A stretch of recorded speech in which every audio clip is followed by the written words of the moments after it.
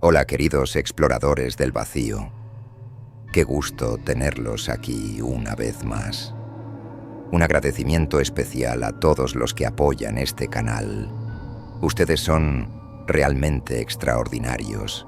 Me encantaría saber desde dónde escuchan esta historia.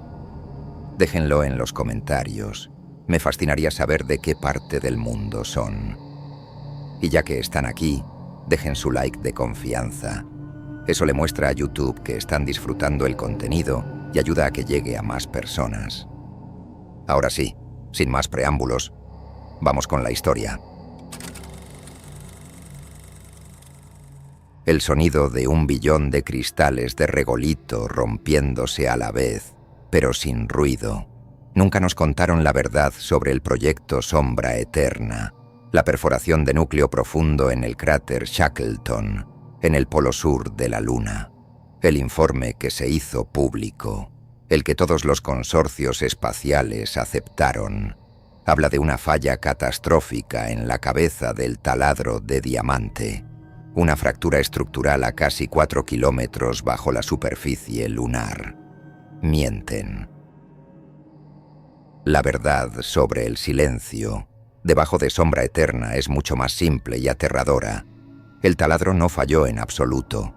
Alcanzó su objetivo, penetrando en una cavidad geológica que no debía existir. Y lo que encontró allí no era hielo de agua ni helio 3. Cuando la unidad de telemetría recuperó la sonda sónica de la perforación, 18 horas antes de lo previsto, un silencio de radio total había caído sobre el puesto de avanzada Eridanus.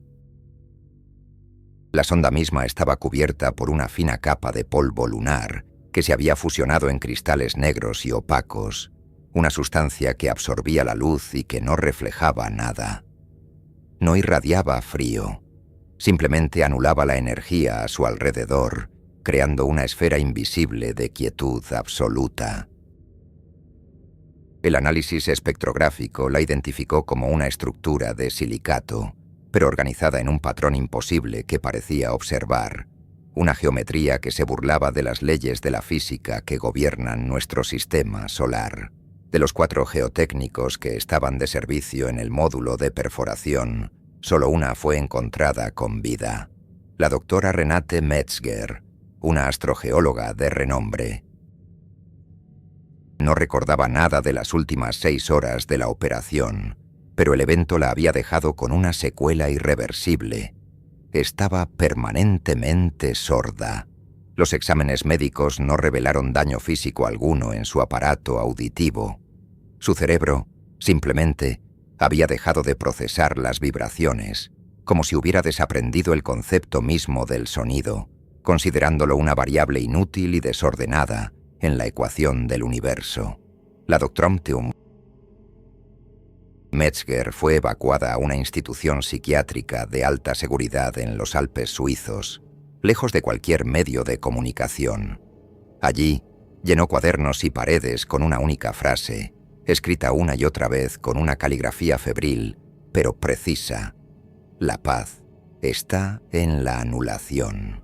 Una y otra vez, su mantra, su evangelio, el único conocimiento que había traído de vuelta desde las profundidades heladas de la Luna, desde el corazón mismo del silencio absoluto que había encontrado en el vacío.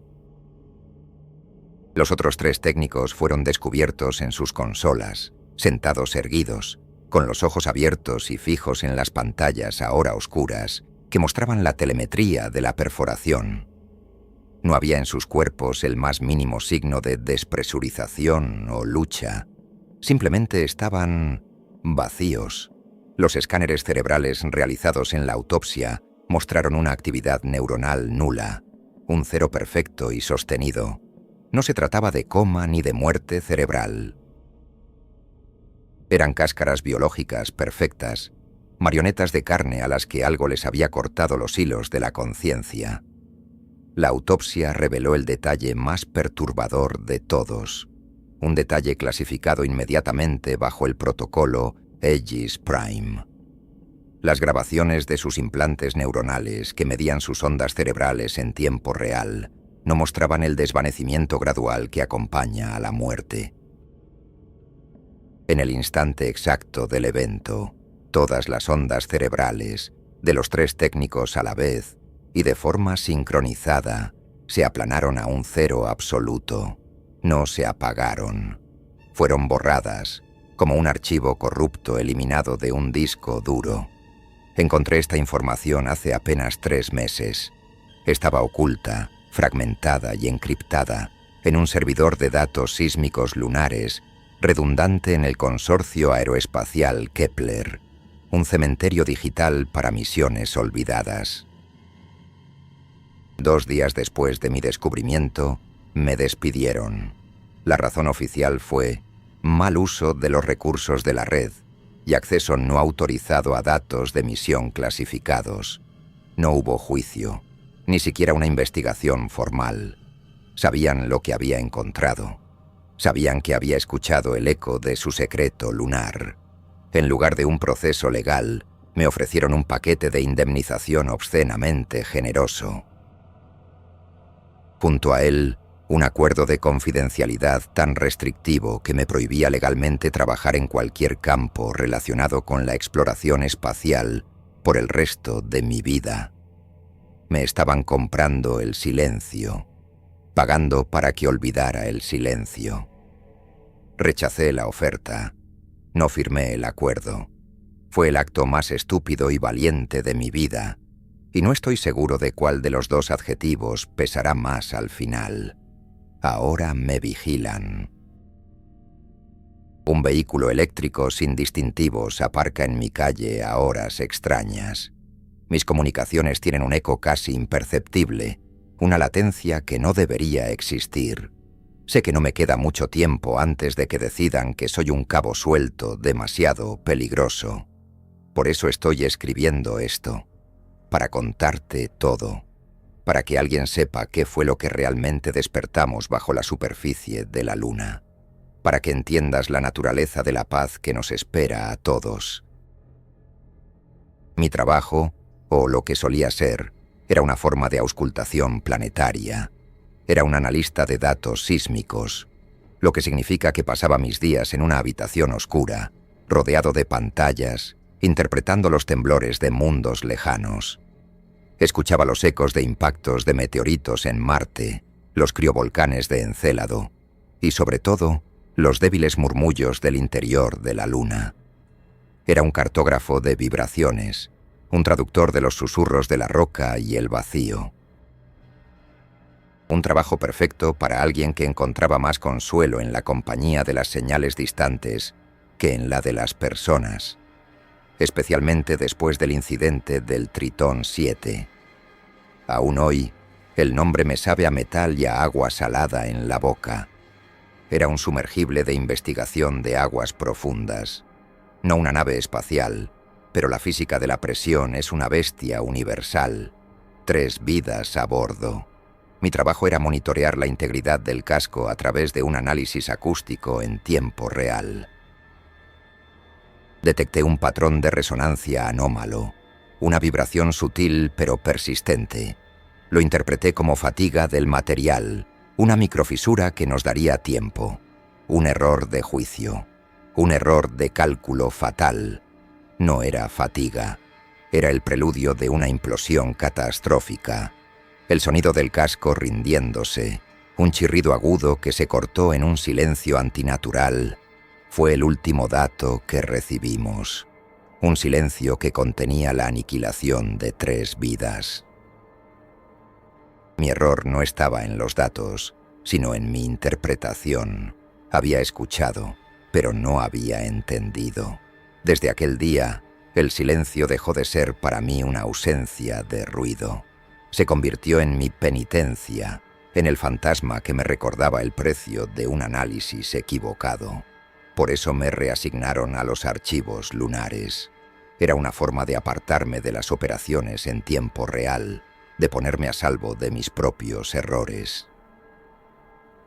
Mi supervisora, Anya, una mujer pragmática que no tenía tiempo para traumas, me asignó la recalibración de los datos sísmicos del proyecto Sombra Eterna. Papeleo digital, Casimir, me dijo. Calibra los registros antiguos con los nuevos protocolos. Es aburrido, pero te mantendrá ocupado y lejos de cualquier cosa que pueda implosionar. No se daba cuenta de la cruel ironía de sus palabras. Pasé semanas inmerso en esos datos lunares, ecos de una era de exploración más optimista. Eran registros de lunamotos, perfiles del subsuelo, lecturas de densidad. Todo normal. La rutina del trabajo era casi un bálsamo. Los datos eran limpios, lógicos. No había lugar para la interpretación, solo ceros y unos, vibraciones y silencios. Pero entonces encontré la anomalía, el silencio que no encajaba en el patrón, el eco del fantasma que me perseguía. Estaba en los registros de la sonda de la perforación profunda, la última antes del accidente. Las lecturas mostraban una zona esférica perfecta, a 3.971 metros de profundidad, justo debajo del lecho del cráter Shackleton.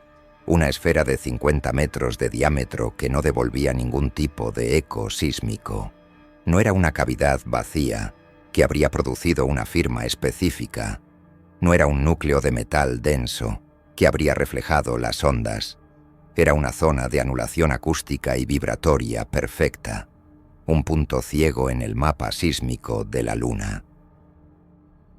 Mi primer instinto, el instinto del técnico, fue registrarlo como una corrupción de datos, pero el analista en mí, el hombre que había aprendido a la fuerza que el silencio también es una forma de información, se resistía.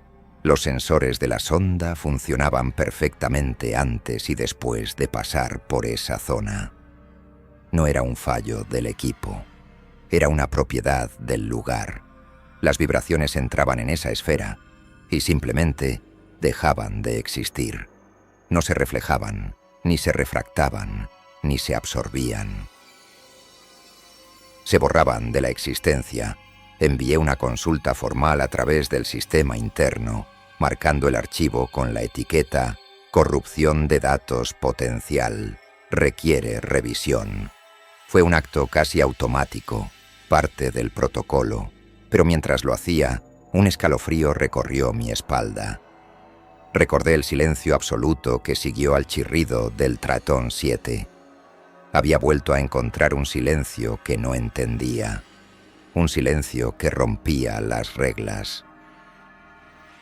Y esta vez juré que no apartaría la mirada, sin importar el precio. La respuesta que recibí una hora después no fue de Anya, ni del departamento técnico. No llegó a través del sistema oficial.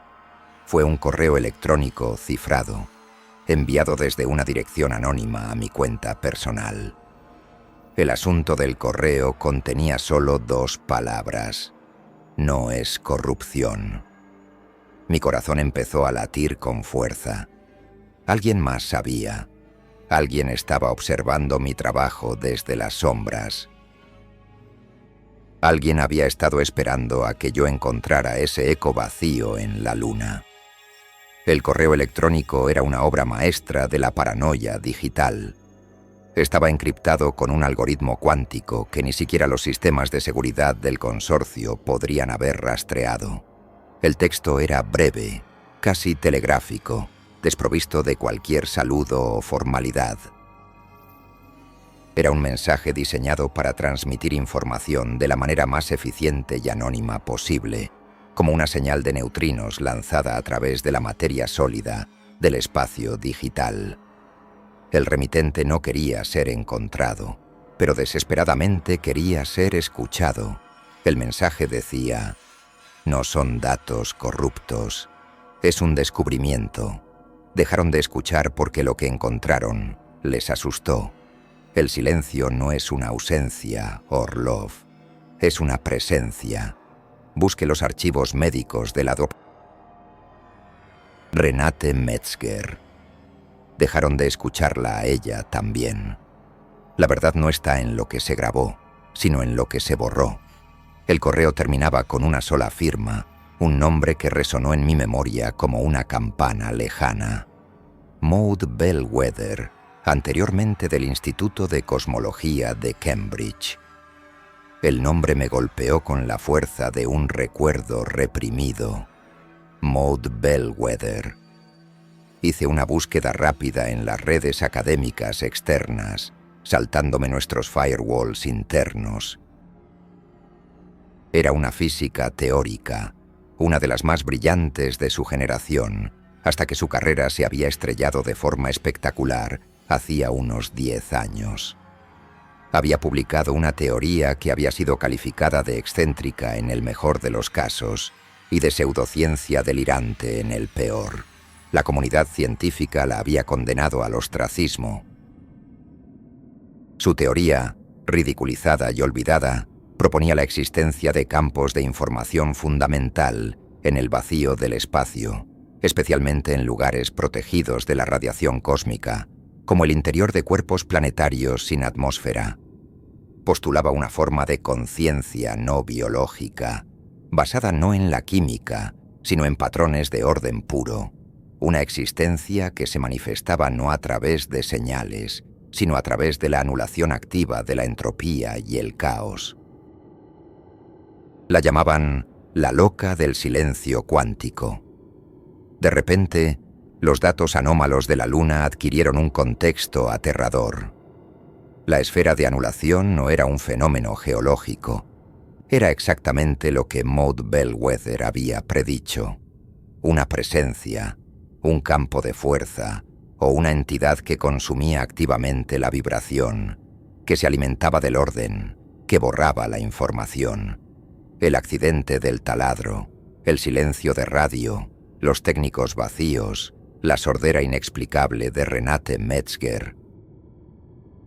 Todo encajaba en su teoría como las piezas de un rompecabezas monstruoso. Sentí una mezcla de euforia y pavor, la euforia del descubrimiento, la emoción de estar al borde de algo que podría cambiar nuestra comprensión del universo, y el pavor de saber que no era el primero en llegar a esta conclusión. Otros lo habían descubierto antes que yo, y habían sido silenciados, borrados, anulados. El secreto de Sombra Eterna no era solo un encubrimiento, era una cuarentena. Estaban intentando mantener algo contenido, algo que reaccionaba al simple acto de ser observado. Decidí seguir el consejo de Maude. Intenté acceder a los archivos médicos de Renate Metzger a través de la red interna. Mi nivel de acceso, por supuesto, era insuficiente, pero el mero intento de acceder a ese archivo específico fue como meter un palo en un avispero. En menos de 5 minutos, mi acceso a la red fue suspendido. Una ventana de alerta roja parpadeó en mi pantalla. Violación de seguridad detectada. Permanezca en su puesto hasta que llegue el personal de seguridad. El frío que sentí no tenía nada que ver con la temperatura de la habitación. Era el frío del espacio profundo, el frío de un secreto que estaba dispuesto a defenderse. Había cruzado una línea invisible. Ya no era un simple analista de datos. Me había convertido en parte de la anomalía. Era una pieza de ruido en un sistema que exigía un silencio absoluto. Apagué mi terminal, cogí mi abrigo y salí de la oficina, caminando con una calma que no sentía. No iba a esperar a que llegara la seguridad. Esa noche, cuando llegué a mi apartamento, una figura me esperaba en la penumbra del aparcamiento, apoyada en el chasis de mi vehículo eléctrico. No era personal de seguridad. La mujer que me esperaba vestía un traje oscuro y elegante, y su rostro tenía la serenidad esculpida de una estatua de mármol. Irradiaba una autoridad silenciosa y absoluta. No necesité que se presentara. Supe al instante que estaba frente al epicentro del encubrimiento, la guardiana del secreto lunar. El correo electrónico era una obra maestra de la paranoia digital. Estaba encriptado con un algoritmo cuántico que ni siquiera los sistemas de seguridad del consorcio podrían haber rastreado. El texto era breve, casi telegráfico, desprovisto de cualquier saludo o formalidad. Era un mensaje diseñado para transmitir información de la manera más eficiente y anónima posible, como una señal de neutrinos lanzada a través de la materia sólida del espacio digital. El remitente no quería ser encontrado, pero desesperadamente quería ser escuchado. El mensaje decía: no son datos corruptos, es un descubrimiento. Dejaron de escuchar porque lo que encontraron les asustó. El silencio no es una ausencia, Orlov, es una presencia. Busque los archivos médicos de la doctora Renate Metzger. Dejaron de escucharla a ella también.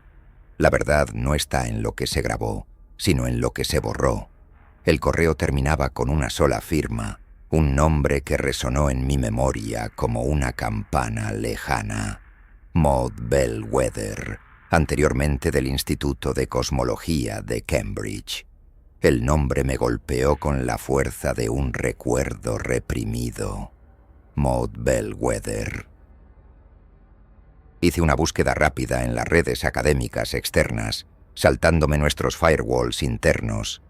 Era una física teórica, una de las más brillantes de su generación, hasta que su carrera se había estrellado de forma espectacular hacía unos 10 años. Había publicado una teoría que había sido calificada de excéntrica en el mejor de los casos y de pseudociencia delirante en el peor. La comunidad científica la había condenado al ostracismo. Su teoría, ridiculizada y olvidada, proponía la existencia de campos de información fundamental en el vacío del espacio, especialmente en lugares protegidos de la radiación cósmica, como el interior de cuerpos planetarios sin atmósfera. Postulaba una forma de conciencia no biológica, basada no en la química, sino en patrones de orden puro, una existencia que se manifestaba no a través de señales, sino a través de la anulación activa de la entropía y el caos. La llamaban la loca del silencio cuántico. De repente, los datos anómalos de la Luna adquirieron un contexto aterrador. La esfera de anulación no era un fenómeno geológico. Era exactamente lo que Maud Bellwether había predicho: una presencia, un campo de fuerza o una entidad que consumía activamente la vibración, que se alimentaba del orden, que borraba la información. El accidente del taladro, el silencio de radio, los técnicos vacíos, la sordera inexplicable de Renate Metzger. Todo encajaba en su teoría como las piezas de un rompecabezas monstruoso. Sentí una mezcla de euforia y pavor, la euforia del descubrimiento, la emoción de estar al borde de algo que podría cambiar nuestra comprensión del universo, y el pavor de saber que no era el primero en llegar a esta conclusión. Otros lo habían descubierto antes que yo, y habían sido silenciados, borrados, anulados. El secreto de Sombra Eterna no era solo un encubrimiento, era una cuarentena. Estaban intentando mantener algo contenido, algo que reaccionaba al simple acto de ser observado. Decidí seguir el consejo de Maude. Intenté acceder a los archivos médicos de Renate Metzger a través de la red interna. Mi nivel de acceso, por supuesto, era insuficiente, pero el mero intento de acceder a ese archivo específico fue como meter un palo en un avispero. En menos de 5 minutos, mi acceso a la red fue suspendido. Una ventana de alerta roja parpadeó en mi pantalla. Violación de seguridad detectada. Permanezca en su puesto hasta que llegue el personal de seguridad. El frío que sentí no tenía nada que ver con la temperatura de la habitación. Era el frío del espacio profundo, el frío de un secreto que estaba dispuesto a defenderse. Había cruzado una línea invisible. Ya no era un simple analista de datos. Me había convertido en parte de la anomalía. Era una pieza de ruido en un sistema que exigía un silencio absoluto. Apagué mi terminal, cogí mi abrigo y salí de la oficina, caminando con una calma que no sentía. No iba a esperar a que llegara la seguridad. Esa noche, cuando llegué a mi apartamento, una figura me esperaba en la penumbra del aparcamiento, apoyada en el chasis de mi vehículo eléctrico. No era personal de seguridad. La mujer que me esperaba vestía un traje oscuro y elegante, y su rostro tenía la serenidad esculpida de una estatua de mármol. Irradiaba una autoridad silenciosa y absoluta. No necesité que se presentara.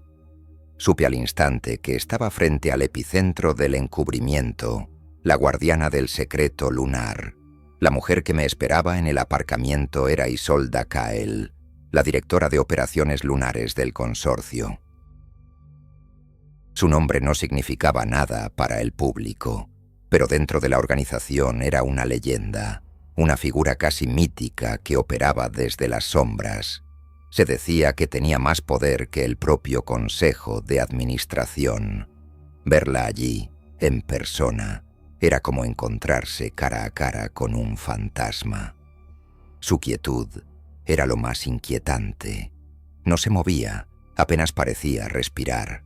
El aire a su alrededor parecía más denso, más frío, como si su sola presencia alterara la temperatura local. «Señor Orlov», dijo. Su voz era baja, sin inflexiones, pero cada sílaba resonaba con un peso inmenso. No era una pregunta, era una afirmación, una catalogación. Su curiosidad es una forma de ruido, una disonancia en un sistema que requiere una armonía precisa. Y hay ciertos lugares en este universo, lugares muy escasos y preciosos, donde el silencio debe ser preservado a toda costa. Sus ojos, de un gris pálido como el polvo lunar, me estudiaban sin parpadear. No había rastro de amenaza en su tono. No me estaba intimidando en el sentido tradicional. Era algo mucho más perturbador.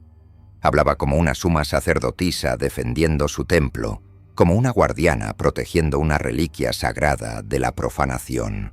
En su visión del mundo, yo no era un enemigo, sino una impureza, una nota discordante en una sinfonía que llevaba décadas componiendo. Era un fanatismo frío y absoluto, desprovisto de la pasión desordenada que uno suele asociar con la fe. Considere esto una advertencia amistosa, la única que recibirá. Continuó, sin apartar la vista de mí. Deje el proyecto Sombra Eterna en paz. Olvide los datos que vio. Olvide el nombre de Renate Metzger. Vuelva a su trabajo, a sus ecos sin sentido, y acepte el generoso paquete de jubilación anticipada que encontrará en su terminal mañana por la mañana. Le permitirá vivir una vida cómoda y, lo que es más importante, silenciosa. La oferta no era un soborso, era una invitación a la irrelevancia. Me di cuenta entonces de que el encubrimiento lunar no tenía que ver con el poder, ni con el dinero, ni siquiera con la seguridad de la Tierra en el sentido convencional. Era una cuestión de principios, una cruzada filosófica. Isolda Kael y su círculo íntimo no estaban ocultando una amenaza para proteger a la humanidad. Estaban protegiendo a la entidad, al silencio, de la contaminación caótica de la humanidad. Nosotros éramos el virus. El silencio era la cura. «¿Qué es lo que hay ahí abajo?», pregunté, y mi propia voz sonó extrañamente fuerte, casi grosera, en la quietud que ella había creado. «¿En la luna? ¿Qué es lo que protege con tanto celo, directora Kael?». Por un instante, una emoción casi imperceptible cruzó su rostro. No era ira, era algo parecido a la piedad que uno siente por alguien que es incapaz de comprender una verdad fundamental. «Usted lo llama algo», respondió. «Ese es su primer error. Intenta definirlo, catalogarlo, ponerle un nombre. Intenta convertirlo en ruido. Lo que hay debajo de la superficie lunar no es un algo, es un estado de ser, la perfección. el orden final hacia el que todo el universo tiende. Es el fin de la pregunta, no la respuesta. Se enderezó y el gesto fue suficiente para dar por terminada la conversación. Se dio la vuelta y se dirigió a un vehículo eléctrico que esperaba en la sombra, con el motor apagado. Antes de subir, se detuvo y me miró por última vez por encima del hombro. El universo recompensa el orden, señor Orlov, y castiga el caos. Elija sabiamente de qué lado quiere estar. El coche se puso en marcha sin hacer ruido, como un espectro, y desapareció en la noche. Me quedé solo en el aparcamiento, temblando, aunque la noche no era fría. Su advertencia resonaba en mi cabeza. No era una amenaza de violencia física, era una amenaza ontológica. La promesa de que si seguía haciendo ruido, el universo, o al menos su versión del universo, me silenciaría, me borraría, y en ese momento supe que no tenía elección. No podía detenerme. Tenía que saber que era esa perfección por la que ella estaba dispuesta a todo. La advertencia de Isolda Cael, en lugar de disuadirme, solidificó mi determinación. Su fanatismo casi religioso me confirmó que no estaba tratando con un simple encubrimiento corporativo. Estaba al borde de un abismo filosófico y Cael era su guardiana. No podía retroceder. Ignoré la oferta de jubilación que, efectivamente, apareció en mi terminal a la mañana siguiente. En su lugar, utilicé una red privada virtual y un ordenador portátil de prepago para sumergirme en los rincones más oscuros de la red, buscando a alguien que pudiera derribar los muros digitales que Cael había construido alrededor de su secreto lunar. Mis contactos de la universidad, viejos amigos de noches de programación y debates sobre la ética del hacking, me llevaron a un nombre, un alias. Anzu. Era una leyenda en la comunidad hacktivista. No era una mercenaria, tenía una ideología.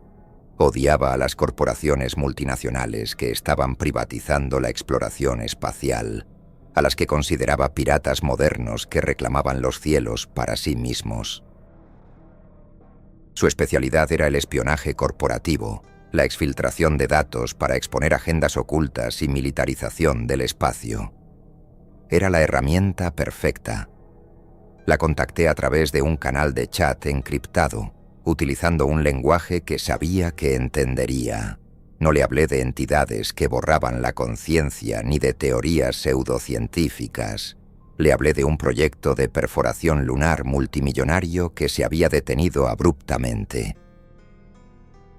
Le hablé de un encubrimiento masivo, de datos clasificados por encima de cualquier protocolo de seguridad conocido, y de un consorcio que estaba dispuesto a todo para mantener un secreto enterrado en la luna. Le di un objetivo que su ideología no podría resistir.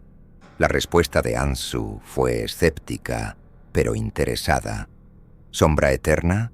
Pensé que era un fracaso, un pozo de dinero abandonado. ¿Qué podrían estar ocultando en la luna que valga tanto la pena? ¿Una nueva arma? ¿Tecnología de sigilo? La dejé especular.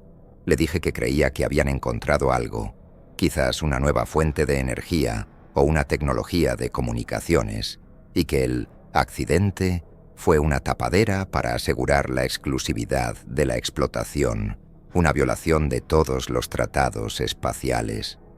Le di un monstruo que podía entender, la codicia y el poder.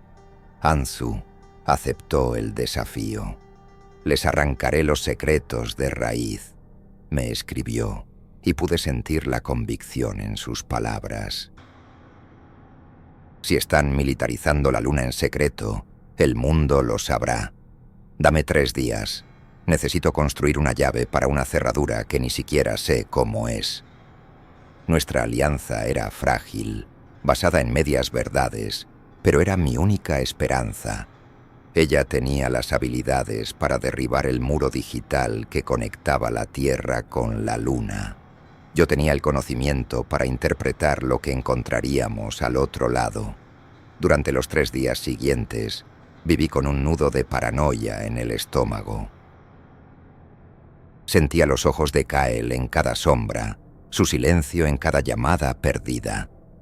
Trabajé desde cibercafés, cambiando de ubicación cada pocas horas, utilizando redes públicas para comunicarme con Anzu. Ella, por su parte, trabajaba sin descanso, enviándome actualizaciones crípticas sobre su progreso. La arquitectura de seguridad es arcaica pero laberíntica, como una fortaleza medieval construida por un paranoico. He encontrado una puerta trasera, una antigua conexión de satélite de respaldo. La usaban para telemetría de baja prioridad. En la noche del tercer día, llegó el mensaje que estaba esperando. Estoy dentro, Cass. El sistema principal es un espejismo, un señuelo. Los datos reales están en un servidor cuántico aislado, en un centro de datos en Svalbard.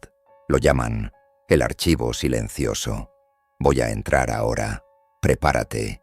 Sea lo que sea que estén escondiendo en esa roca muerta, está a punto de salir a la luz. Mi corazón se aceleró. Habíamos llegado al umbral. Estábamos a punto de hacer el ruido más grande que el sistema de Kyle había escuchado jamás. El momento en que Anzu penetró las defensas del archivo silencioso fue de una tensión casi insoportable. Me lo describió en tiempo real a través de nuestra línea de chat segura, y sus palabras pintaban la imagen de una batalla invisible, librada en un paisaje de código y luz. La seguridad no consistía en firewalls agresivos, sino en capas de silencio digital. Protocolos que no devolvían errores, sino simplemente nada.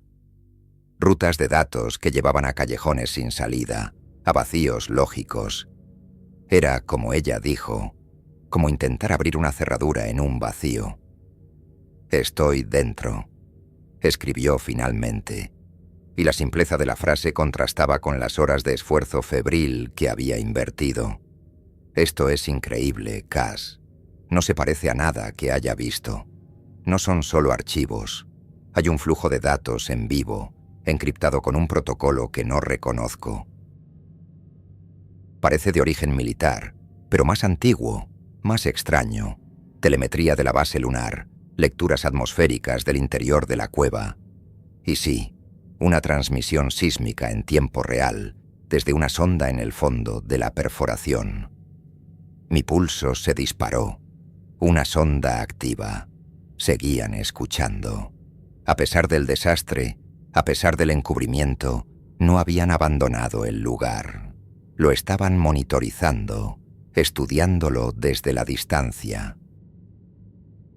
¿Puedes acceder a la transmisión sísmica?, le pregunté con los dedos temblando sobre el teclado. Necesito ver el espectrograma en tiempo real. Necesito ver si la zona de anulación sigue allí. La respuesta tardó un momento en llegar. Anzu estaba luchando contra las últimas capas de encriptación. «Lo tengo», escribió. «Te estoy enviando un enlace a un espejo de la transmisión. Es inestable. Podría caerse en cualquier momento, pero ahí está». Hice clic en el enlace y mi pantalla se llenó con una cascada de datos sísmicos. Era un espectrograma, un gráfico que visualizaba las vibraciones. La mayor parte del gráfico era un murmullo constante de azules y verdes, los lunamotos naturales y el zumbido de la maquinaria de la base. Era un sonido familiar, el latido de la luna. Pero en el centro del espectrograma había una anomalía, una línea vertical, perfectamente recta y de un negro absoluto, que cortaba el gráfico de arriba a abajo. Era la zona de anulación. Seguía allí. Era aún más grande que en los datos antiguos. Había crecido en las últimas 2 décadas. Era un pilar de nada en medio del océano de vibraciones. una cicatriz de silencio en el corazón de la luna. Estaba observando la firma de la entidad en tiempo real. Era a la vez aterrador y fascinante. Voy a empezar la descarga de todo el archivo, tecleó Anzu. Esto va a llevar tiempo. Hay petabytes de datos aquí. Investigaciones, informes, diarios personales. Parece que tienen registros desde la era Apolo. Dios mío, Cass, esto es más grande de lo que imaginábamos. Pero algo es extraño. La estructura de archivos parece estar reaccionando a mi presencia. Se está reorganizando. Mientras leía sus palabras, vi algo en el espectrograma que me heló la sangre. La línea negra, la zona de silencio, empezó a fluctuar. Ligeramente al principio, como una cuerda de guitarra pulsada suavemente. Luego, con más fuerza. El silencio no era estático. Estaba reaccionando a la intrusión de Anzu, a nuestro ruido digital. Estaba vivo y se había dado cuenta de que lo estábamos observando. Anzu, sal de ahí, escribí frenéticamente. Sal de ahí ahora, está reaccionando. Pero mi advertencia llegó demasiado tarde. La fluctuación en la pantalla se detuvo y la línea negra perfecta comenzó a expandirse, no de forma gradual. Se ensanchaba a una velocidad exponencial, devorando los colores azules y verdes del espectrograma, comiéndose las vibraciones, borrando el gráfico desde dentro hacia afuera. «¿Qué es eso?», escribió Anzu, y por primera vez pude sentir el pánico en sus palabras. «No soy yo. No estoy haciendo nada. Es el sistema. Está borrándose a sí mismo». La línea negra en mi pantalla ya había consumido la mitad del espectrograma. El silencio se estaba extendiendo desde la luna hasta nuestro servidor espejo. Estábamos observando en directo cómo la entidad se defendía, y su método de defensa era la anulación total. La contraofensiva del silencio fue una demostración de horror digital puro, una violencia ontológica que desafiaba toda lógica informática. No fue un ataque de denegación de servicio, ni un virus, ni un cortafuegos. Fue una ola de anulación, un tsunami de nada que se propagó desde el servidor en Svalbard, a través de la conexión que Anzu había abierto, viajando a través de la red de satélites de la Deep Space Network. En mi pantalla, el espejo del espectrograma fue el primero en caer. La línea negra se expandió hasta que toda la ventana fue de un negro absoluto, y luego la ventana misma se cerró, como si nunca hubiera existido. «Me está borrando», gritó Anzu a través del chat de voz, su voz distorsionada por el pánico y la interferencia digital. «No solo los datos que estoy descargando, está siguiendo mi rastro de vuelta a través de la red. Está borrando mis discos duros, mis servidores de respaldo. Está purgando su propia existencia de mi red». Pude escuchar el sonido de sus dedos volando sobre el teclado, un repiqueteo desesperado contra una marea imparable. Estaba intentando construir un dique contra un océano de la nada. El concepto era tan monstruoso que mi mente apenas podía procesarlo. La entidad no solo se estaba defendiendo, estaba esterilizando activamente cualquier sistema que hubiera entrado en contacto con ella. Estaba borrando sus propias huellas, no ocultándolas, sino haciendo que nunca hubieran existido. Era el equivalente digital de la damnatio memoriae, la condena de la memoria que practicaban los romanos, pero ejecutada por una inteligencia alienígena a la velocidad de la luz. «No puedo detenerlo», exclamó Anzu. «Cada vez que levanto un cortafuegos, simplemente lo anula, no lo atraviesa, no lo desactiva, lo borra de la existencia. El código del cortafuegos desaparece». Su voz se cortó reemplazada por una ráfaga de estática blanca. Luego, silencio. La llamé por su nombre, una y otra vez, pero la única respuesta fue el zumbido de la línea muerta. Por un momento, el terror me paralizó. La había borrado a ella también. Justo cuando estaba a punto de perder toda esperanza, mi propio ordenador emitió un pitido. Había llegado un nuevo correo electrónico. El remitente era Anzu. El asunto, fragmentos. El cuerpo del correo contenía un único archivo comprimido y una sola frase. Es todo lo que pude salvar. Desconéctate, ahora. Entendí al instante. En un último acto desesperado, había conseguido aislar una pequeña porción de los datos y enviármela antes de cortar físicamente su conexión a la red, sacrificando sus propios sistemas para salvar una chispa de verdad. Descargué el archivo y arranqué el cable de red de la pared de mi apartamento, sintiendo un alivio irracional, como si el silencio pudiera reptar a través de los cables de cobre para alcanzarme. El archivo era pequeño, apenas unos pocos megabytes. Una miseria comparada con los petabytes de información que contenía el archivo silencioso. Pero era algo, era una prueba, era todo lo que teníamos. Pasé las siguientes horas en un estado de febril paranoia, con las persianas bajadas y la puerta bloqueada. Trabajé sin conexión, abriendo el archivo de Anzu. Contenía fragmentos de datos, piezas de un rompecabezas sin la mayoría de sus piezas. Había gráficos que mostraban el crecimiento lento pero constante de la zona de silencio a lo largo de las décadas. Un crecimiento que parecía acelerarse cada vez que una sonda humana se acercaba, como un organismo tímido que se encoge al ser tocado. También había fragmentos de notas de investigación, diarios personales de científicos olvidados. Hablaban del silencio no como una criatura, sino como un campo de fuerza, una ley de la física localizada. Una anomalía entrópica que invertía el flujo natural del universo. En lugar de tender hacia el caos y la complejidad, el silencio tendía hacia el orden y la simplicidad absolutos. Y su definición de simplicidad era la anulación de la información. El fragmento más escalofriante era parte de un informe psicológico sobre los técnicos del desastre original. El autor teorizaba que la entidad no los había matado, los había simplificado.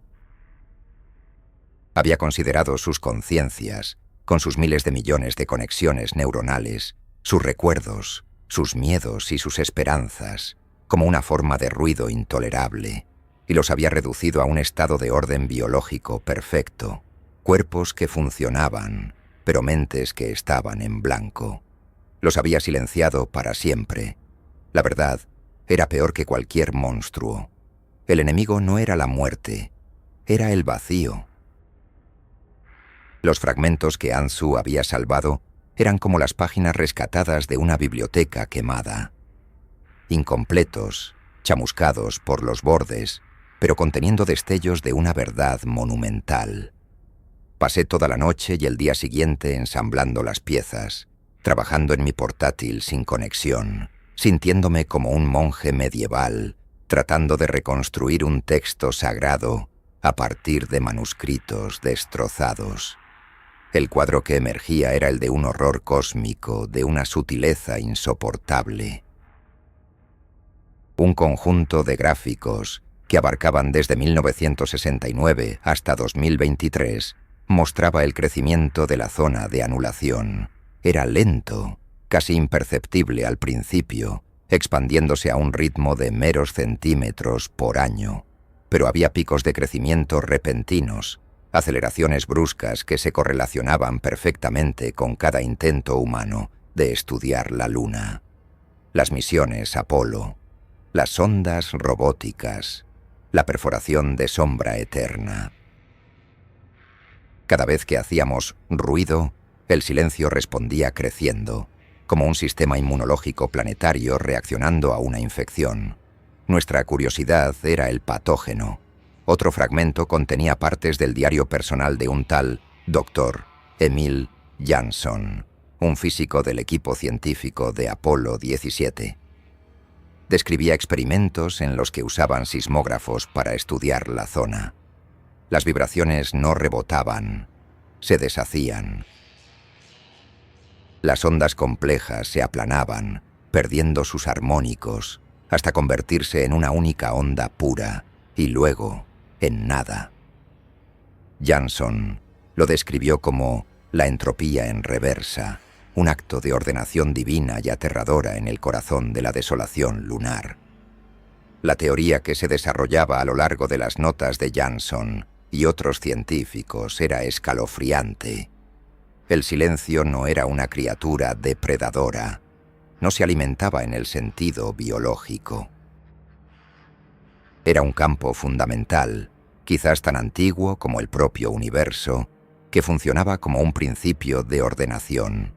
Consideraba la información compleja, las ondas de radio, los patrones de luz, las reacciones químicas de la vida y, en última instancia, la conciencia humana, como una forma de desorden, una aberración caótica en la pureza del ser.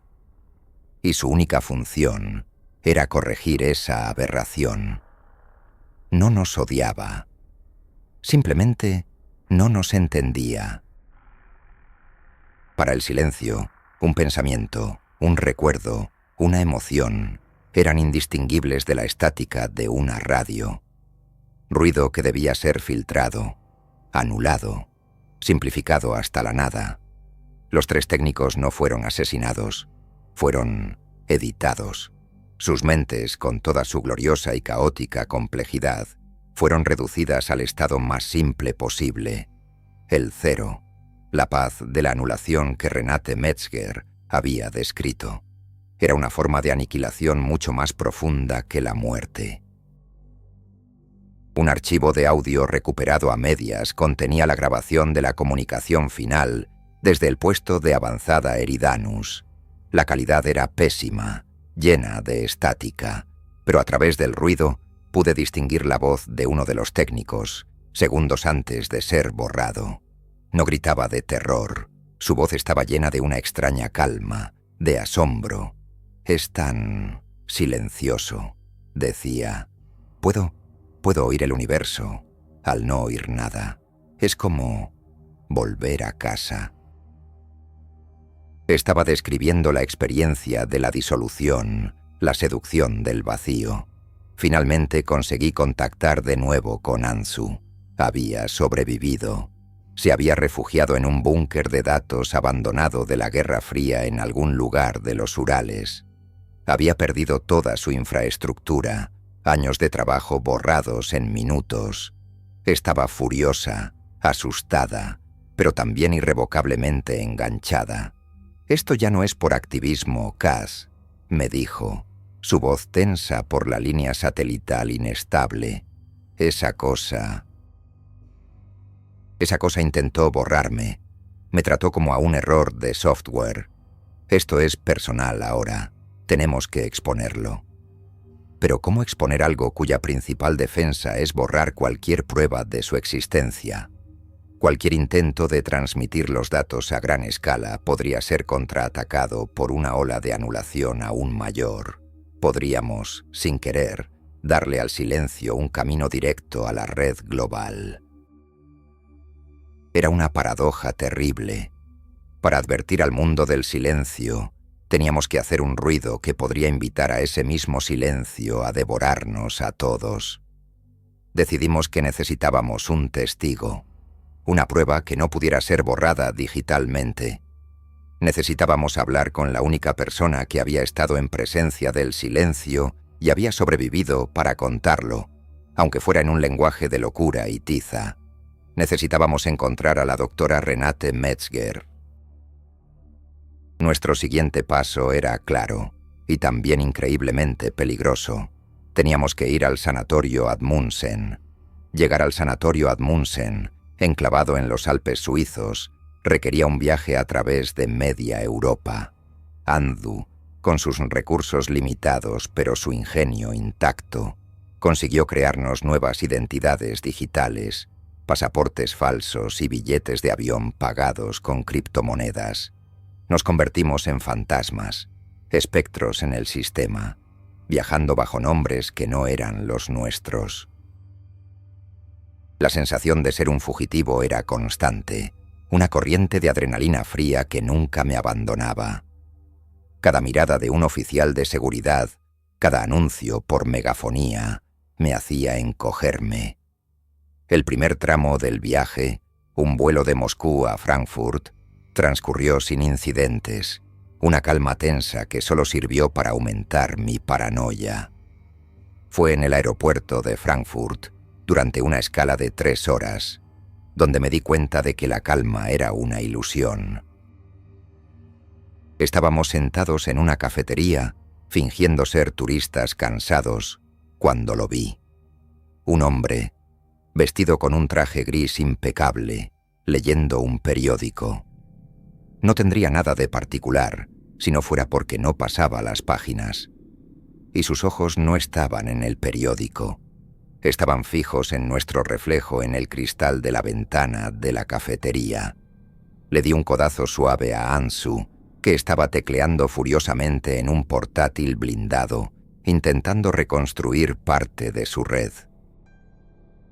¿Ves al hombre del traje gris junto a la columna?, susurré. Ansu levantó la vista discretamente, sus ojos moviéndose con una rapidez asombrosa. «Lo veo», respondió en voz baja. «No es un policía, no es de inteligencia, es corporativo. Mira los zapatos, hechos a medida, y el reloj, demasiado caro para un funcionario público. Es uno de ellos, es de Kyle». El pánico amenazó con ahogarme, pero la reacción de Ansu fue de una calma depredadora. «No nos han identificado positivamente», dijo. «Si lo hubieran hecho, ya estaríamos rodeados. Nos están buscando. Él está buscando a 2 personas que coincidan con nuestras descripciones. Tenemos que separarnos y cambiar de apariencia. Ahora». Nos levantamos con calma, dejando nuestras tazas de café a medio beber sobre la mesa, y nos dirigimos en direcciones opuestas. Me metí en los baños de hombres, con el corazón martillándome en el pecho. Me encerré en un cubículo y saqué de mi mochila una gorra de béisbol y unas gafas de sol baratas. Me cambié la chaqueta por un jersey que llevaba dentro. Era un disfraz patético, pero era lo único que tenía. Cuando salí, intenté caminar con un paso diferente, más encorvado, más apresurado. Evité mirar en dirección al hombre del traje, pero podía sentir su presencia, una mancha de orden y amenaza en el caos del aeropuerto. Ansu había hecho una transformación más impresionante. Cuando la vi de nuevo cerca de la puerta de embarque de nuestro siguiente vuelo, casi no la reconocí. Se había soltado el pelo, que antes llevaba recogido, se había puesto unas gafas de montura gruesa y se había aplicado un pintalabios de un color llamativo. Se había convertido en una persona completamente diferente. Me hizo un gesto casi imperceptible con la cabeza. El peligro inmediato había pasado, pero la advertencia era clara. Kyle no nos estaba buscando solo en el mundo digital, nos estaba cazando en el mundo físico. Subimos al avión hacia Zúrich y durante todo el vuelo no pude relajarme. Cada pasajero, cada miembro de la tripulación era un sospechoso potencial. La red de Kyle era vasta y sus recursos aparentemente ilimitados. No éramos 2 personas huyendo de una corporación. Éramos 2 notas discordantes huyendo de una orquesta inmensa y disciplinada que buscaba silenciarnos para restaurar su armonía. Cuando aterrizamos en Zúrich, la sensación de ser observados no había desaparecido. Ansu había conseguido alquilar un coche a nombre de una de sus identidades falsas. Mientras conducíamos por las sinuosas carreteras de montaña hacia el sanatorio, un coche negro sin matrícula nos siguió a una distancia prudencial durante más de 20 kilómetros. No intentó adelantarnos ni detenernos. Simplemente estaba allí, una presencia constante en el espejo retrovisor, un recordatorio de que, por muy rápido que corriéramos, el silencio siempre estaría justo detrás de nosotros. El sanatorio Amundsen no se parecía a ningún hospital que hubiera visto. Estaba construido en una ladera aislada de los Alpes, una estructura de cristal y acero que parecía más un retiro de lujo para multimillonarios que una institución psiquiátrica. Pero a medida que nos acercábamos, noté la ausencia de algo fundamental: el sonido. No había el murmullo de conversaciones, ni el zumbido de la maquinaria, ni siquiera el canto de los pájaros. El aire era pesado, denso, con una quietud opresiva, como si todo el valle estuviera contenido dentro de una campana de vacío. Conseguimos entrar haciéndonos pasar por parientes lejanos de Renate Metzger, una artimaña que funcionó gracias a los documentos impecablemente falsificados por Anzu. La recepcionista, una mujer con una sonrisa fija y unos ojos vacíos, apenas nos miró. Nos dio pases de visitante y nos indicó el camino hacia el ala de cuidados a largo plazo. El interior del sanatorio era aún más silencioso que el exterior. Las paredes parecían estar diseñadas para absorber el sonido, y el personal se movía con una gracia silenciosa, casi fantasmal, comunicándose con gestos sutiles. El ala de cuidados a largo plazo era inquietante. Los pacientes, vestidos con túnicas blancas idénticas, deambulaban por los pasillos o se sentaban en las salas comunes mirando al vacío. No hablaban, no interactuaban. Se movían como autómatas, sus rostros desprovistos de cualquier emoción. No parecían sedados, parecían desconectados, como si la parte de su cerebro responsable del ruido interior, del monólogo constante que todos tenemos, hubiera sido extirpada quirúrgicamente. Encontramos a Renate Metzger en una habitación privada al final de un pasillo. La habitación era blanca, austera, con una única ventana que daba a un pico nevado. Renate estaba sentada en una silla junto a la ventana, de espaldas a nosotros. Era una mujer anciana, frágil, con el pelo blanco recogido en un moño apretado. No se giró cuando entramos. No podía habernos oído, por supuesto, pero la total falta de reacción era extraña. Era como si nuestra presencia no registrara en su percepción de la realidad. Me acerqué lentamente, con el corazón en un puño. «Doctora Metzger», dije en voz baja, un sonido que pareció una explosión en el silencio de la habitación. No hubo respuesta. Anzu sacó una pequeña pizarra y un rotulador de su bolso. Escribió: «Doctora Metzger, somos amigos. Necesitamos su ayuda». Se arrodilló frente a la anciana y le mostró la pizarra. Los ojos de Renate, que habían estado fijos en la montaña, se movieron lentamente hacia la pizarra. Eran de un azul pálido, y en su profundidad no había locura, ni miedo, ni tristeza. Había una calma absoluta, una serenidad tan profunda que resultaba aterradora. Leyó las palabras de Anzu, y una expresión casi imperceptible, algo parecido a la decepción, cruzó su rostro. Era como si la hubiéramos interrumpido en medio de una meditación muy importante. Cogió la pizarra de las manos de Anzu. Sus propios dedos eran largos y delgados, manchados de tinta y carboncillo. Con una mano temblorosa pero firme, borró el mensaje de Anzu y empezó a escribir. No nos miró mientras lo hacía. Su mirada estaba perdida en la distancia, como si estuviera transcribiendo un mensaje que recibía de un lugar muy lejano, un lugar donde las palabras no eran necesarias. Anzu y yo nos inclinamos para leer lo que estaba escribiendo. Las letras eran angulosas, urgentes. No era una respuesta a nuestra pregunta. Era una continuación de un pensamiento que nuestra llegada había interrumpido. una revelación que llevaba 20 años esperando compartir con alguien, o quizás una advertencia.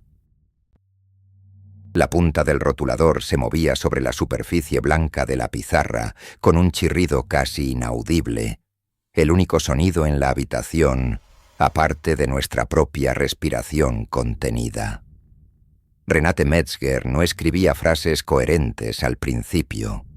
Eran fragmentos, ideas sueltas que parecían brotar directamente de su subconsciente.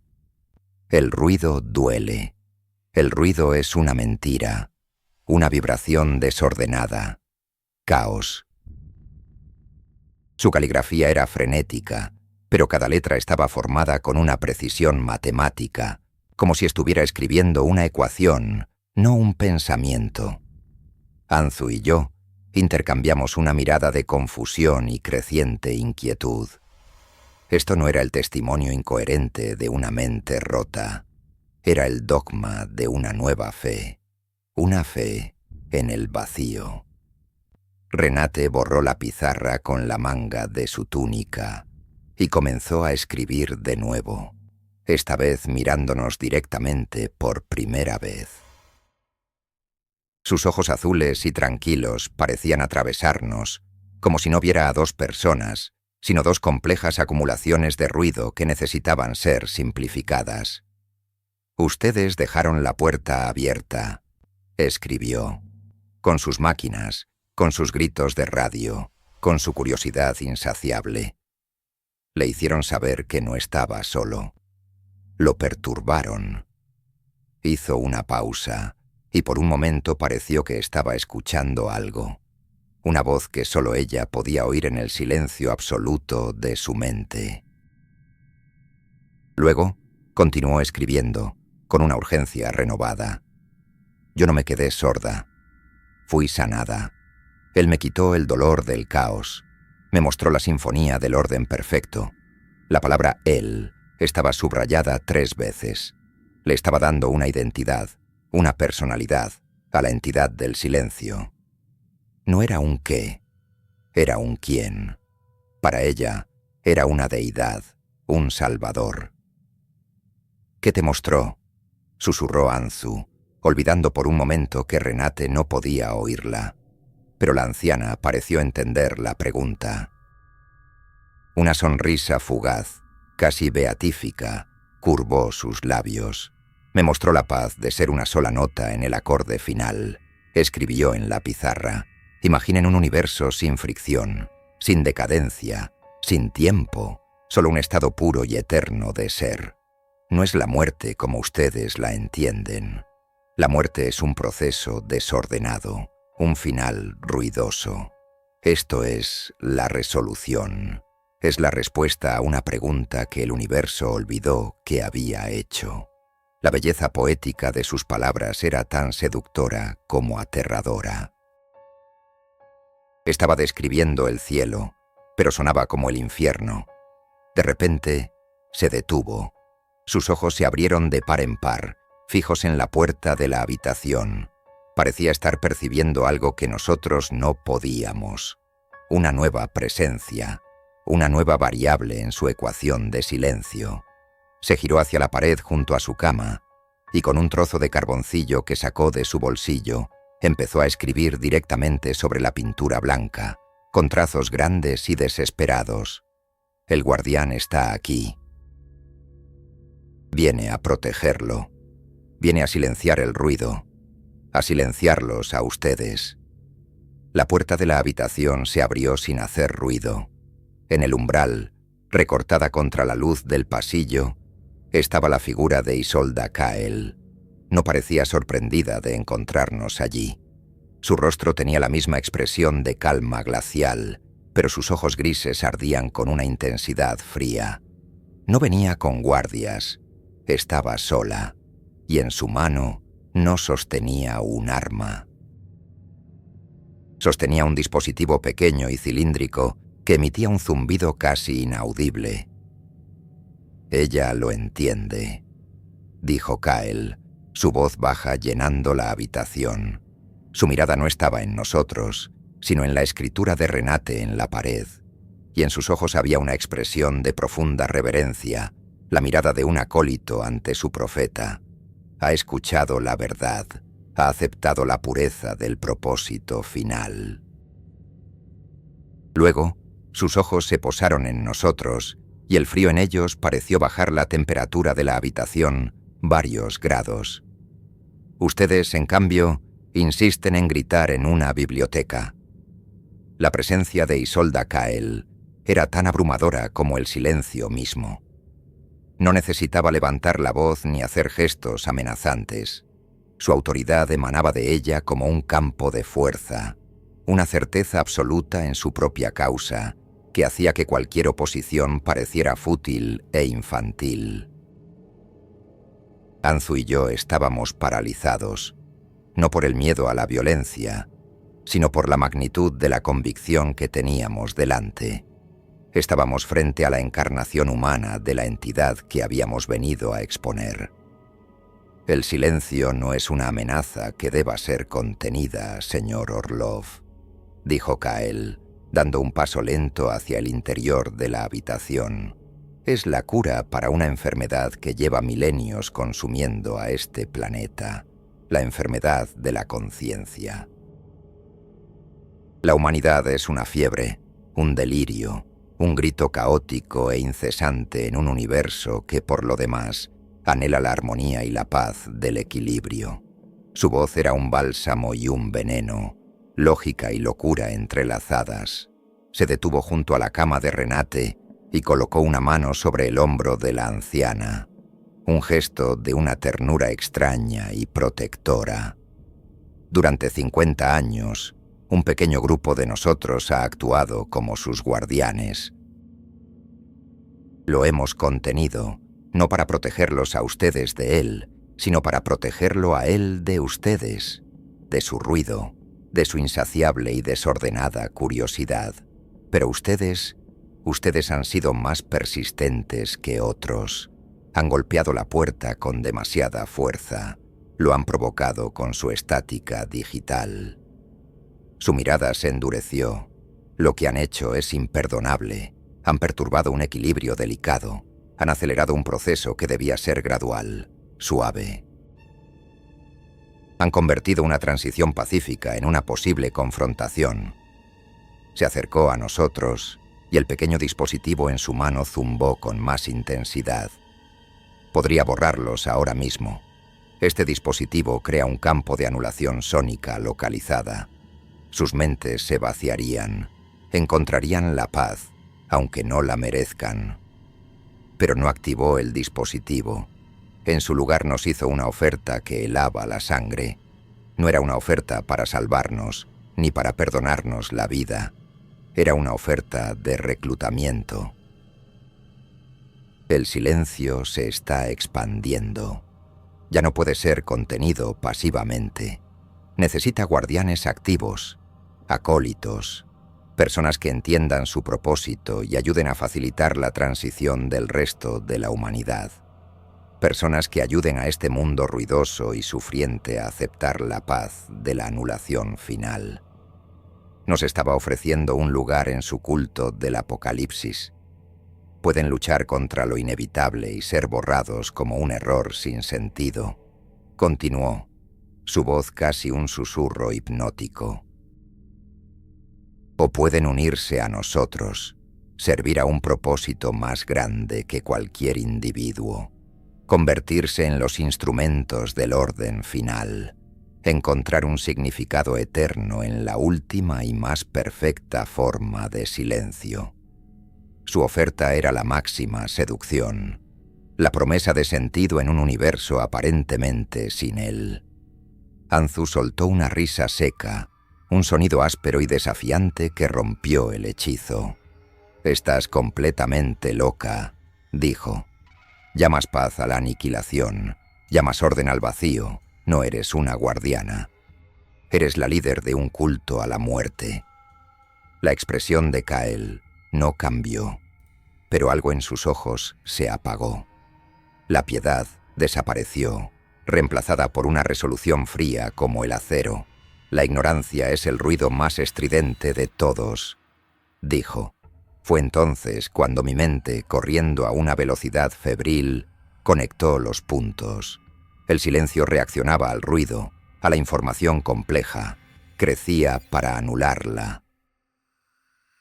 Mi error fatal con el Tritón 7 había sido causado por una señal demasiado débil, por una falta de datos. Ahora estaba frente a la señal más fuerte y clara del universo, el fanatismo absoluto, y entendí que para luchar contra un absoluto no se necesita otro absoluto, se necesita su opuesto.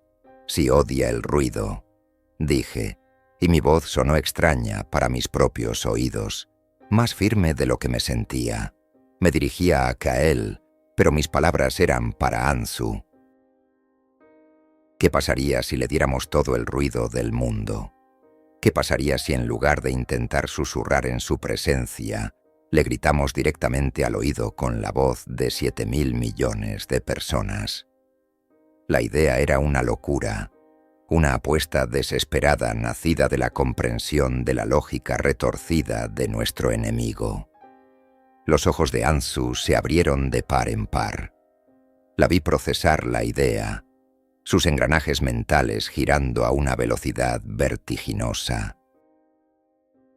El desafío, la audacia de la propuesta, encendió una chispa en su mirada. Sobrecargar el sistema, susurró. Un ataque de denegación de servicio ontológico. No podemos vencerlo en silencio, así que lo ahogamos en ruido. La expresión de Kael, por primera vez, vaciló. Una sombra de incertidumbre, quizás incluso de miedo, cruzó su rostro impasible. No saben lo que están haciendo, dijo, su voz perdiendo parte de su calma glacial. Provocarlo de esa manera, la reacción sería impredecible. Podrían desencadenar una expansión catastrófica. Podrían borrarlo todo. Su miedo no era por nosotros ni por la humanidad, era por su Dios. Temía que nuestra blasfemia pudiera dañarlo, o peor, enfurecerlo de una manera que ni ella podía controlar. Ese miedo fue todo lo que necesitamos. Anzu actuó primero. Lanzó la pizarra con todas sus fuerzas contra la única ventana de la habitación. El cristal de seguridad se agrietó, pero no se rompió, creando una red de fracturas. Fue suficiente distracción. Me abalancé sobre Kael, no para atacarla, sino para arrebatarle el dispositivo de anulación de la mano. Luchó con una fuerza sorprendente, pero la desesperación me dio una ventaja. El cilindro cayó al suelo y rodó bajo la cama. «¡Corre!», le grité a Anzu. Salimos de la habitación a toda velocidad, dejando a Kael atrás. Las alarmas del sanatorio comenzaron a sonar. Un sonido estridente y discordante que era casi bienvenido después de tanto silencio opresivo. Corrimos por los pasillos, pasando junto a los pacientes catatónicos que ni siquiera se inmutaron ante el caos. El personal del sanatorio, moviéndose con una eficiencia silenciosa, intentó cortarnos el paso, pero los empujamos y seguimos corriendo. Logramos llegar a nuestro coche y salir del recinto justo cuando las puertas de seguridad se cerraban. Mientras acelerábamos por la carretera de montaña, vi por el espejo retrovisor que el coche negro que nos había seguido antes estaba ahora pisándonos los talones. La persecución había comenzado. «Necesito un lugar seguro», gritó Anzu por encima del rugido del motor. «Un lugar con una conexión a Internet potente y sin filtrar. Y lo necesito ahora. Tengo que construir un cañón digital, y no tengo mucho tiempo». La idea de Anzu era una obra de arte de la anarquía digital, una proeza de la piratería a escala global. No íbamos a filtrar los datos sobre el silencio al mundo. Eso solo crearía pánico y confusión, más ruido desordenado que la entidad podría anular fácilmente.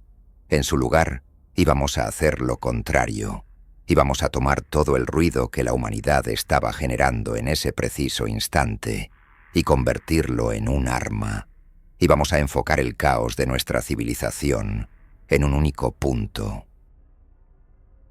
Mientras Anzu conducía con una habilidad aterradora por las curvas cerradas, con nuestros perseguidores cada vez más cerca, me explicó el plan. Su programa no descargaría, sino que transmitiría.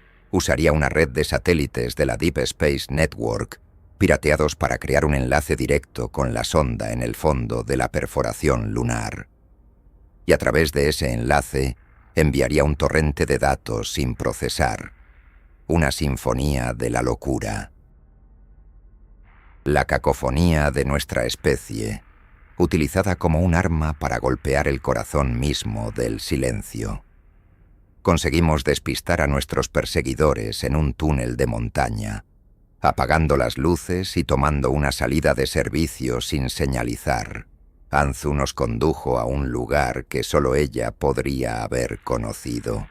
Una estación de seguimiento de satélites abandonada, una reliquia de los primeros días de la carrera espacial, oculta en un valle remoto. Sus enormes antenas parabólicas, oxidadas y cubiertas de maleza, apuntaban al cielo como los esqueletos de dinosaurios olvidados. Era un eco de un sueño pasado, que ahora serviría como nuestro arsenal para una guerra completamente nueva. El lugar todavía tenía energía y, lo más importante, una conexión de fibra óptica directa a una de las principales estaciones terrestres de la Deep Space Network. Era el lugar perfecto. Mientras yo vigilaba la única carretera de acceso, Anzu se puso a trabajar. Sus dedos volaban sobre el teclado de su portátil blindado, escribiendo líneas de código con una velocidad y una gracia que eran hipnóticas. Estaba construyendo nuestra arma, nuestra sinfonía del caos, como ella la llamó, y preparando las viejas antenas para un último grito. El programa que diseñó era una bestia digital, un parásito que se aferraba a la columna vertebral de la civilización. Pirateó satélites de comunicación, se infiltró en las redes de las principales cadenas de televisión, accedió a las transmisiones de radio de todo el mundo, desde emisoras de pop en Tokio hasta radios de onda corta en el desierto de Atacama. Se conectó a las bases de datos de las bolsas de Nueva York y Londres, a los servidores de las redes sociales, a los flujos de datos de millones de cámaras de seguridad. Estaba recopilando cada fragmento de información digital que la humanidad estaba generando en ese instante. Cada llamada telefónica, cada correo electrónico, cada video de gatos, cada transacción financiera, cada tuit enfadado, cada canción de amor, cada debate político. Todo el ruido, toda la alegría, toda la furia, toda la banalidad de nuestra especie estaba siendo canalizado, comprimido y convertido en una única y masiva corriente de datos sin procesar. Un torrente de ruido blanco entrópico, la firma de nuestra caótica conciencia colectiva. Está casi listo, dijo Anzu, después de 6 horas de trabajo ininterrumpido. Su rostro estaba pálido y bañado por el resplandor de la pantalla, pero sus ojos brillaban con una intensidad febril. He establecido el enlace con la sonda de sombra eterna a través de un satélite de comunicaciones reconvertido. En cuanto le dé a Enter, todo este torrente, la voz completa de la humanidad, se disparará hacia la Luna, o sobrecargamos a la entidad con tanta información que colapsa, o la enfurecemos de una forma que no podemos ni empezar a imaginar. Justo en ese momento, un sensor de movimiento que Anzu había colocado en la carretera de acceso emitió un pitido. Un vehículo se acercaba. Eran ellos, y Soldakael nos había encontrado. Los faros del coche barrieron el valle y se detuvieron a unos 100 metros de la estación. No teníamos mucho tiempo. Anzu me miró, con el dedo suspendido sobre la tecla Enter. ¿Estás listo, Kaz? No hay vuelta atrás después de esto. Asentí, con la garganta seca. Recordé el Tritón 7, el silencio que siguió a mi error. Esta vez no habría silencio. Esta vez haríamos todo el ruido del universo. Hazlo, le dije. La puerta del coche de Kael se abrió.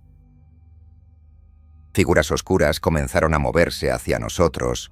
Con una sonrisa desafiante, Anzu pulsó la tecla, y la voz de la humanidad, en toda su caótica y gloriosa disonancia, gritó hacia la luna.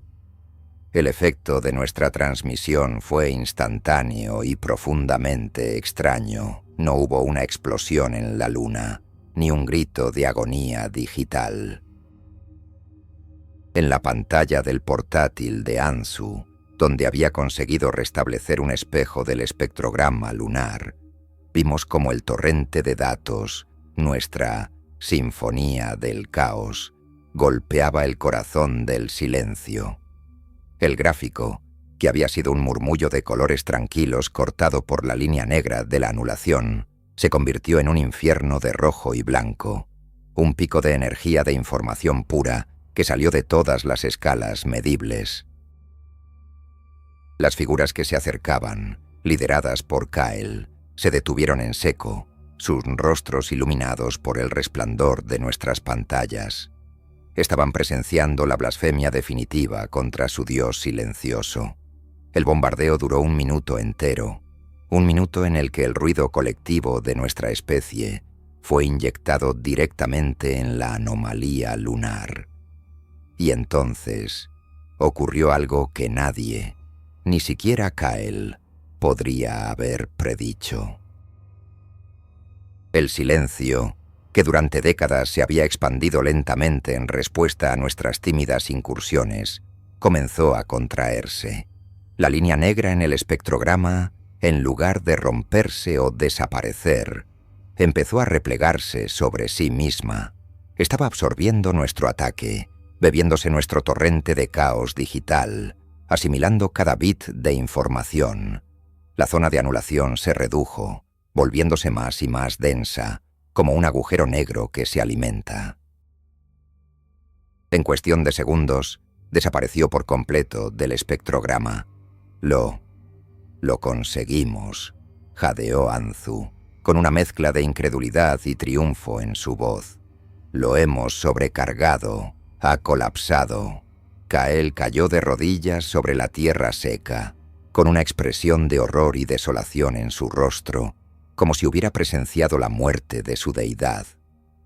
Por un momento, un silencio genuino, un silencio de victoria, cayó sobre el valle. Habíamos luchado contra el vacío y habíamos ganado. Pero yo seguía mirando la pantalla. Mis instintos de analista, forjados en el trauma del Tritón 7, me gritaban que algo andaba terriblemente mal. La línea de base del ruido sísmico lunar no había vuelto a la normalidad. Era más baja, mucho más baja. El silencio no se había ido. Se había concentrado, como si todo su poder, antes distribuido en una esfera de 50 metros, estuviera ahora enfocado en un único punto infinitesimal. Entonces lo sentí, no con mis oídos. Lo sentí en mis huesos, en el esmalte de mis dientes, en el fluido de mi oído interno. Una vibración, una resonancia de frecuencia ultrabaja que no aparecía en ningún espectro, pero que hacía vibrar cada molécula de mi cuerpo. No era un sonido, era la ausencia de sonido, pero con una intención, con una dirección. El silencio había dejado de ser una presencia pasiva, un principio fundamental. Nuestro ataque le había enseñado algo nuevo. Le habíamos enseñado a enfocar. Le habíamos enseñado a tener un propósito. Ahora estoy escribiendo esto desde un lugar donde nadie, ni siquiera Kael, puede encontrarme. El mundo sigue girando, ajeno a la guerra que se libró y se perdió en su nombre. La gente sigue con sus vidas, generando su ruido, inconscientes de la atención que han atraído. Pero yo lo siento todos los días. La vibración no se ha detenido. A veces, En la quietud de la noche, cuando el ruido del mundo se apaga y la luna llena brilla en el cielo, la siento crecer en intensidad. Es como el silencio opresivo que precede a la llegada de un tsunami, como la calma antinatural en el ojo de un huracán. Es como la inhalación profunda y lenta de una criatura de tamaño cósmico, conteniendo el aliento justo antes de desatar un grito capaz de desgarrar el tejido de la realidad. No detuvimos nada aquella noche. No salvamos al mundo. Simplemente le dimos a un dios perezoso una razón para levantarse de su trono. Simplemente le enseñamos a cazar, y ahora su mirada está fija en nosotros.